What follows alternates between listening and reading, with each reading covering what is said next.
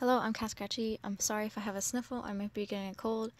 But anyways, so these are going to be my first videos up. They're to help me to get in the hang of editing and posting.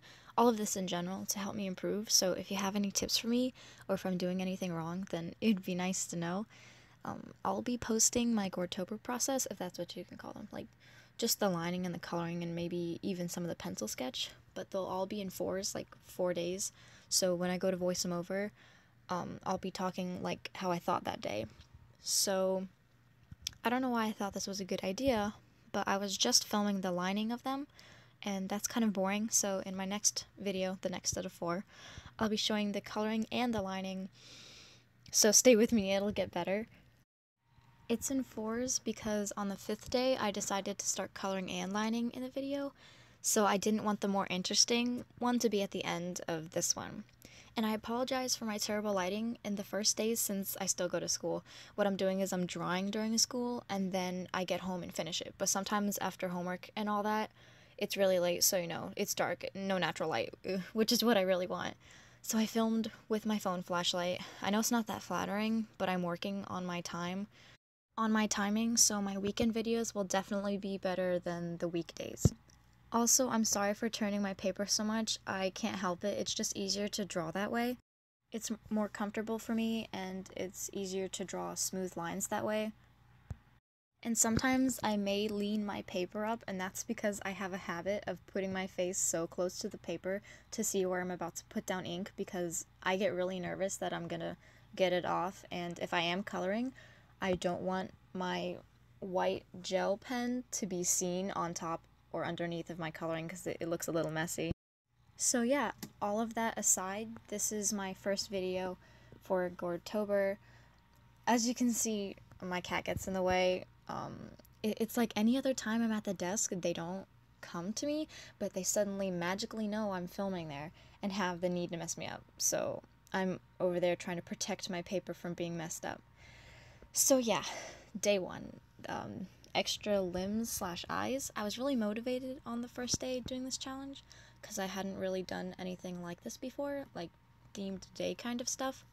I did the eyes because I didn't really want to do an extra limb, and if I did, I really wouldn't have known where to put it or what it was going to be doing. So I did what everyone else did, eyes. So day 2 Gutsville. This time this picture is colored and so will the rest of the days in this video will be, and it's because my day 1 video I actually waited like a full day to color it in case the ink, and I guess the ink wasn't completely dry because as soon as I went to start coloring it, of course, it smeared.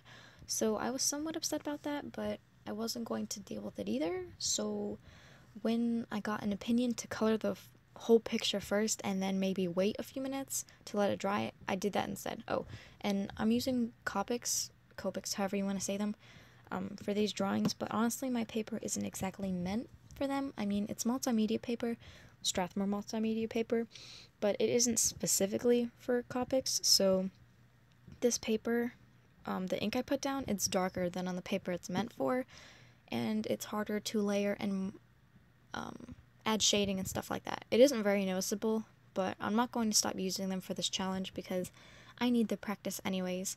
So on the first day I was lining my persona, and here I'm lining my OC Bolt. I'm pretty happy with the way he came out. I've never drawn guts before, so I think it's pretty good for my first go. Some of the coloring on the body wasn't thought out right, so the lines go dry to dry marker, but I'll improve on them.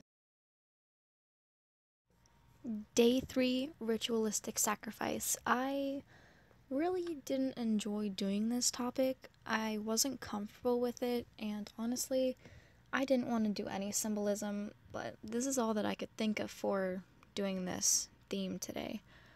And I know the bag looks like a fried chicken wing, but I didn't want to draw a dead animal or something like that. I mean, like, Gutsville was different, but I didn't want to show, like, pure torture. So this is what I did instead. You don't know what's in the bag. You could say you didn't know who is doing it. And that's about it. Oh, and I forgot to line part of the bag near the inner hand. I caught that after I turned off the camera.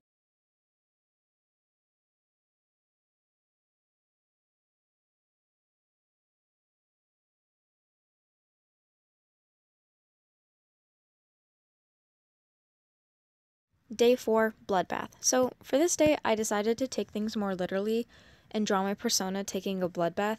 I kind of cheated this day, you could say, because I didn't actually color that much. I just drew a bath in the top of my head. Originally, I was going to draw another one of my OC's, Conjo, peeking out of the tub and smirking at you, and then I thought, nah, I'll just do my head instead. So yes, the first image that came to my head for this topic was an old-fashioned bathtub. The fancy gold legs, that kind of thing. Then, of course, the hand over the side with blood dripping from it. The left blood pool is not right in line with the first one because it's dripping from the other side. I had someone ask me about that, so I'm just saying that. I don't know if I can say I improved using copics, but personally, I like the way the larger blood puddle is done.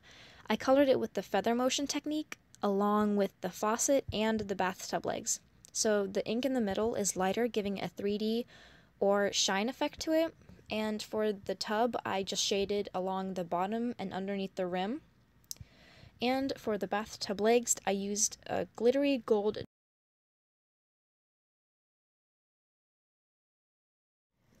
I'm on DeviantArt, Redbubble, Instagram, and TikTok. My usernames there are katskratchii. Links and details are all in the description below. Thank you for watching.